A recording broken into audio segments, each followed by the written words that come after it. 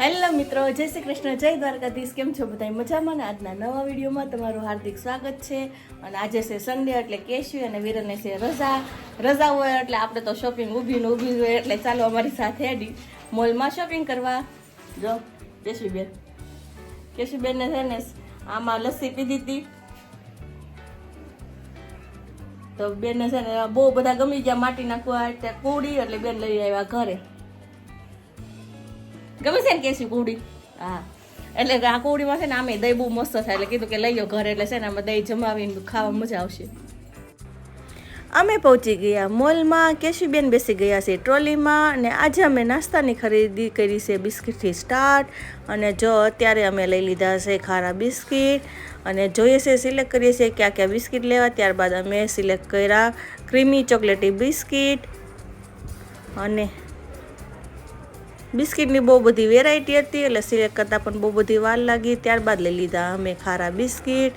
આખે ઘોડો બિસ્કિટનો ભર્યો હતો, એટલે બિસ્કિટમાં પણ અનલિમિટેડ વેરાયટી હતી. બિસ્કિટની ખરીદી કર્યા બાદ હવે ત્યારબાદ આગળ વધી અને અમે પહોંચી જઈશું નમકીન તરફ. નમકીનમાં પણ બહુ બધી વેરાયટી હતી.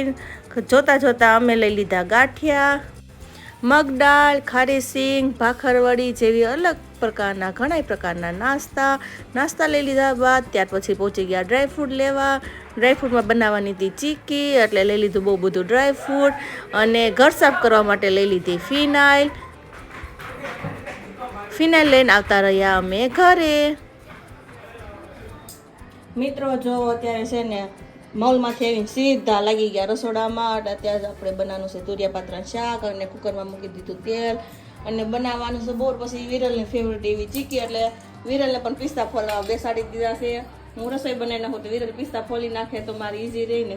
કા વિરલ ખાઈ ન જતા કાલી ફોલવાના જ છે. એવું છે આજે અમારું મેનુ. આમ તો ડ્રાયફ્રૂટ ફોલો કરીને બેસાડાય નહીં, કેમ કે ડ્રાયફ્રૂટ ફોલતા છે ને અડધું પડધું ખવાઈ ગયું હોય તો પછી આપણે ખોટ આવે ને.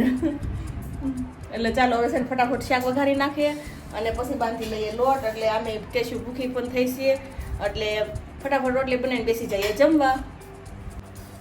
મિત્રો અત્યારે રોંઢાના થઈ ગયા છે 5. ખાઈ પી અને સૂઈ અને જાગી ગયા છીએ, અને મસ્ત મજાની ચા ને કપ પી અને ચડાવી દીધો છે કોટો. અને અત્યારે વિરલને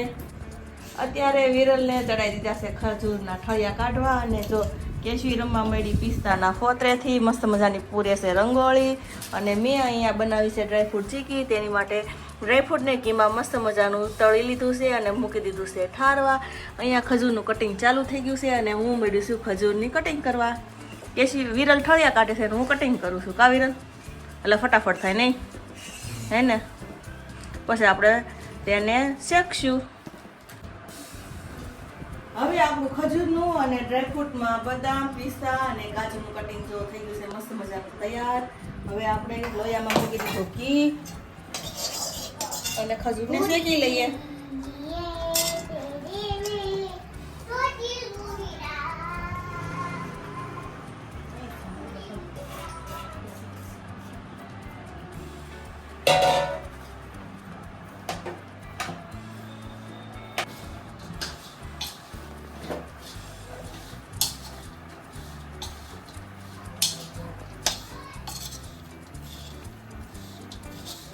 જો મિત્રો ખજૂર શેકાવાનો આપણો થઈ ગયો છે શરૂ. ખજૂર શેકાય જાય એટલે ડ્રાયફ્રૂટ મિક્સ કરી દઈએ. જોઈએ છે આપણે ડ્રાયફ્રૂટ શેકીનું.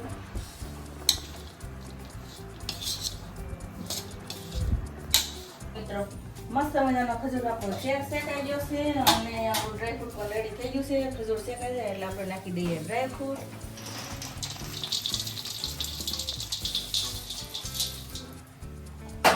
અને ગેસને કરી દઈએ બંધ. મિક્સ કરી દઈએ.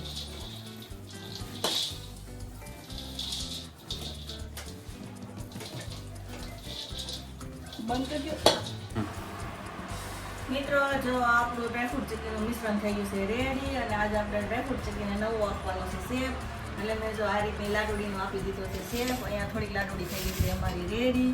હવે આ બધી મિશ્રણની કરી નાખીએ લાડુડી, એટલે કેશવીને ખાવામાં પણ સારું રહે ને લાડુડી. કા વિરલ? અને તમારો ઓફિસે લઈ જાય કઈ સારું નહીં. મિત્રો જો આપણી લાડુડી વળીને થઈ ગઈ છે રેડી. આખી થાળી અને આ અડધી થાળી જેટલી લાડુડી થઈ છે. ઘરે બનાવે તો ચીકીમાં સારું પડે કાવીર. વેચાથી લઈ તો કેટલી મોંઘી આવે, 1000 રૂપિયાની 800 રૂપિયાની 900 રૂપિયા કિલો છે. આ 2 કિલો ચીકી 700-800 રૂપિયા બની ગઈ. તો ઘરે બનાવી તો ચીકી ભાવમાં સારું પડે અને અંદર નાખેલી વસ્તુ પણ આપણી ઓરિજિનલ હોય, દેશી ઘીની બનેલી હોય એટલે એનો સ્વાદ પણ સારો આવે અને તમને ક્વોન્ટિટીમાં જાજી પણ મળી રહે, ખાવાની મજા આવે હે ને. મિત્રો જો આપણે ખજૂર પાકનો ડબ્બો થઈ ગયો છે રેડી. અને આજે ખજૂર પાકની લાડુડી વાળી અને ફ્રી થઈને ગઈ હવે શોપિંગ કરવા. શોપિંગ કરીને ફટાફટ આવી અને બનાવવા છે આજે ઢોકળા. અને ઢોકળા માટે બેટર થઈ ગયું છે રેડી. અને અહીંયા મૂકી દીધું છે લોયામાં પાણી, કેમ કે થોડાક બનાવશે ને એમાં હું ઢોકળીઓ કાઢે થોડી મગજમારી વધે એમ કદાચ લોયામાં પાણી મૂકી દે ફટાફટ થઈ જાય. એટલે જો આપણું બેટર થઈ ગયું છે રેડી. હવે મૂકવાના છે આપણે ઢોકળા. સોડા માટે બીજી તપેલી લઈ લઈએ થોડું ખીરું.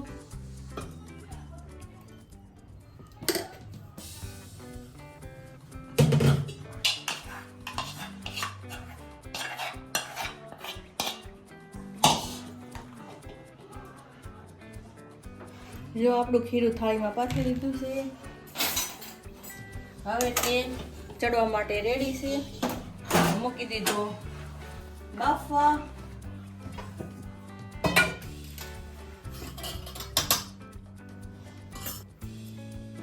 થોડીક માથે ભરાઈ દઈએ ચટણી અને થોડું ધાણા જીરું. જો આપણો મસ્ત મજાના ઢોકળા ચડવા માટે થઈ ગયા છે રેડી.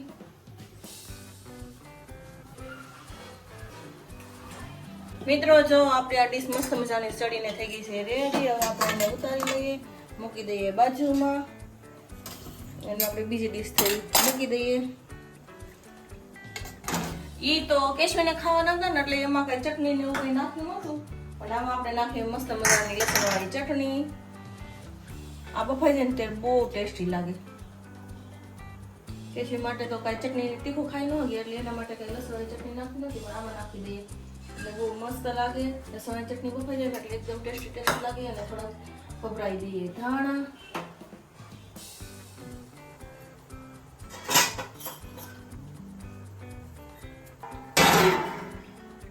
મિત્રો જમી કાઢીને થઈ ગયા છે ફ્રી. અને જો અમે છે ને ચીકી બનાવી અને ત્યારબાદ ગયા હતા ખરીદી કરવા. એટલે ખરીદીમાં અમે લીધો છે આ પ્રકારનો ડેનિમનો ડ્રેસ.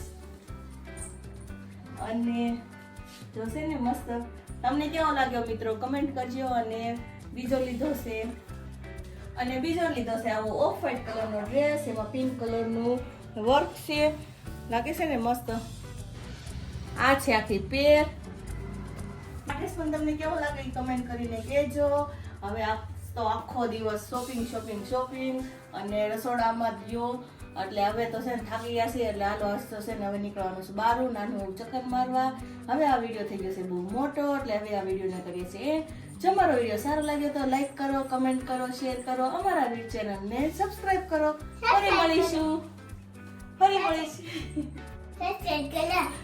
ફરી મળીશું નવા વિડીયો સાથે. ત્યાં સુધી બાય બાય, ગુડ નાઇટ, જય શ્રી કૃષ્ણ.